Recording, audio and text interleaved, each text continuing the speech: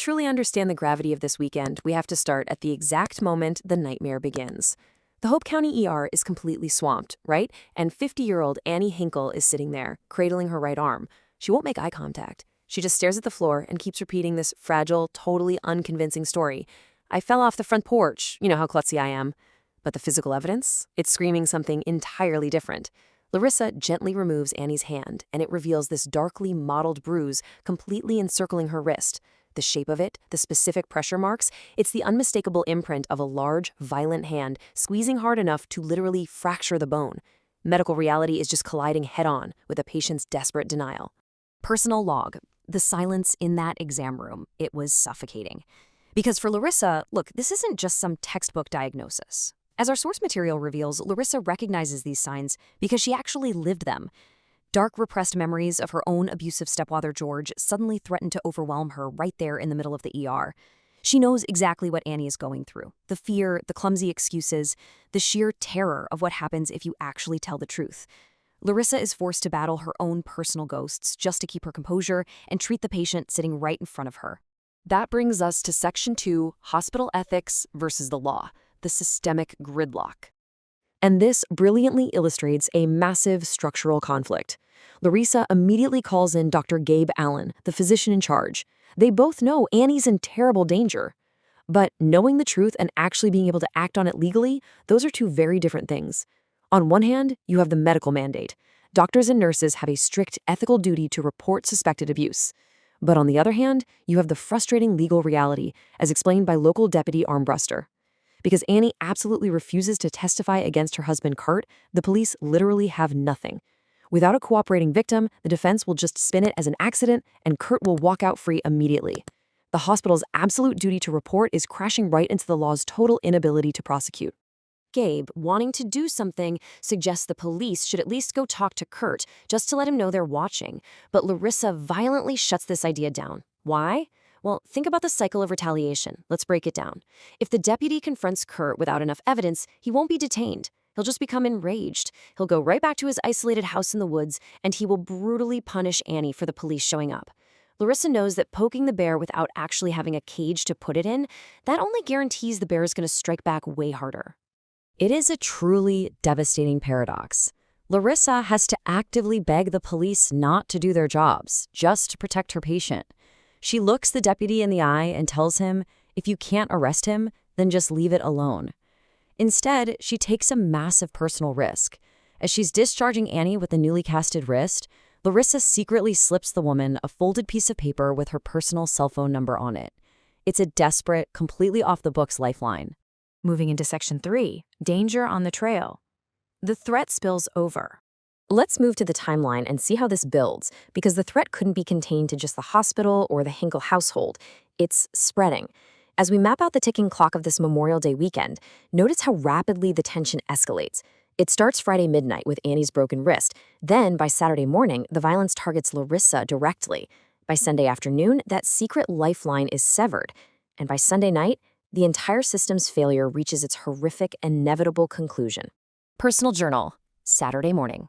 Larissa is out for a run on a shaded, supposedly peaceful dirt trail, just trying to clear her head from the night before. Suddenly, the harsh roar of a motorbike absolutely shatters the quiet. The rider doesn't just casually pass her, he actively targets her.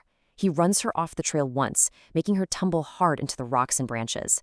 Then, with a loud, mocking whoop, the driver actually circles back and comes at her again, forcing her to literally scramble behind a tree for her life. She's left there in the dirt with scraped knees and a severely sprained ankle. Make no mistake, this wasn't an accident. It was a targeted assault. And the rider? It's Tommy Hinkle, Annie and Kurt's son. Dr. Gabe Allen happens to be running on that exact same trail and manages to rescue Larissa.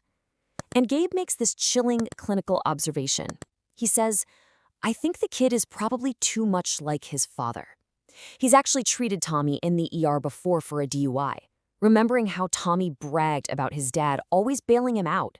The toxicity of Kurt's domestic abuse isn't just hurting Annie anymore. It has actively infected the next generation. This father's unchecked violence has bred a son who believes he can just terrorize women in broad daylight with absolute impunity. Which brings us to Section 4, Blurring Professional and Personal Lines, Finding Solace. Now, what's really interesting about this is how the intense stress of the situation forces Dr. Allen and Nurse Brockman completely out of their strictly professional roles. Notice the rapid, almost desperate progression of their relationship over the weekend.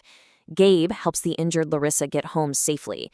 The very next day, he brings her crutches and actually attends Sunday church with her. And that's a huge deal because it's something he hasn't done in over a year due to his own past workplace trauma back in Madison. They're seeking comfort in each other away from the chaos of the emergency room, taking a boat ride, sharing a quiet dinner.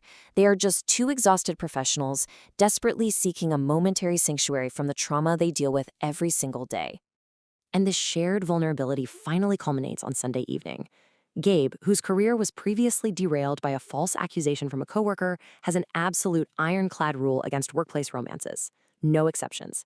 But as he's helping Larissa out of his car, she loses her balance on her sprained ankle. He catches her, and in that highly emotionally charged moment, surrounded by the hovering threat of this disastrous weekend, he kisses her.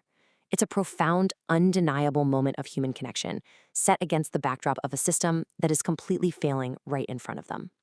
But unfortunately, that sanctuary is fleeting, because we really have to ask ourselves, what happens when the system designed to protect victims requires them to risk their very lives just to use it?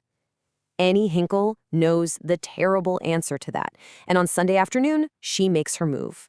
So the crucial point is Section 5, an inevitable escalation, a tragic climax. All those structural failures we've been analyzing, they are about to violently collide. Larissa's cell phone suddenly rings while she's out on Gabe's boat. It's an unknown number. She answers. It's Annie. She's whispering. She sounds absolutely terrified, using that secret lifeline Larissa gave her. Larissa, it's me. And then a horrific, loud crash, followed instantly by dead silence. The phone is just gone. The connection is dead. Larissa and Gabe immediately call 911 and race toward the isolated Hinkle house, the tension absolutely redlining. Log entry, Sunday night.